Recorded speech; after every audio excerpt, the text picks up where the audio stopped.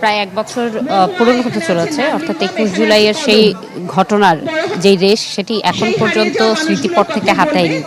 তবুও ছুটি এবং নোটারি যৌথ উদ্যোগে একটি কর্মসূচি নিয়েছে, যেখানে ৬০ জন শিক্ষার্থী মাইলস্টোনের তাদেরকে নিয়ে আসা হয়েছে এবং তারা এখানে মূলত দিনটি আনন্দ আয়োজনের মধ্য দিয়ে পালন করছেন।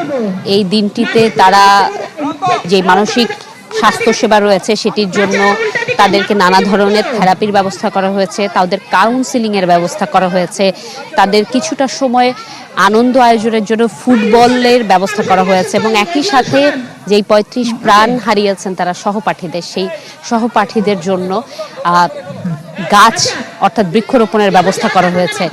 আজকের এই দিনটি ঘিরে আমরা আসলে শিক্ষার্থীদের সাথেও কথা বলেছিলাম। আহত যেই শিক্ষার্থী ছিল তারাও এসেছেন, তাদের সাথেও কথা বলেছেন। তারা বলেছেন হয়তো বাস্তবতার কারণে এখন কিছুটা হলেও সেই ট্রমাটা কাটিয়ে উঠতে তারা সক্ষম হয়েছে, কিন্তু এখনো আসলে দিন শেষে সেই বন্ধু, সেই প্রিয়জন কিংবা বন্ধুর যেই স্বজন তাদের কথা তাদের মনে পড়ে এবং সেই বিভৎস স্মৃতিটুকু তাদের স্মৃতিপটে লাড়া দিয়ে ওঠে।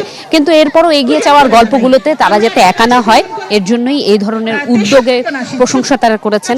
বলেছেন যে আমরা এগিয়ে যাব, তাদের শিক্ষকরা যেভাবে তাদেরকে সহযোগিতা করছে, অন্যান্যভাবে তাদের পরিবারও তাদেরকে সহযোগিতা করছে, সেই কথাটি তারা বলেছেন এবং বলেছেন মানসিক এই স্বাস্থ্য সেবাটিকে আসলে স্বাভাবিকীকরণের কথা বলেছেন, যে এটি কোনো এমন কিছু না যেটি নিয়ে হাস্যরস কিংবা কটাক্ষ করা যায়, বরং এই মানসিক স্বাস্থ্যসেবা, কাউন্সিলিং হোক, থেরাপি হোক, এটি যাতে স্বাভাবিক হয়, সবাই যাতে খুব সাদরে জিনিসটা গ্রহণ করে, যে কোনো সমস্যার সমাধানের জন্য মানসিক স্বাস্থ্য যাতে রক্ষা হয় দেশের সকল মানুষের, সেটার কথা কিন্তু তারা বলেছে। এই ছিল আমার কাছে এখান থেকে সর্বশেষ।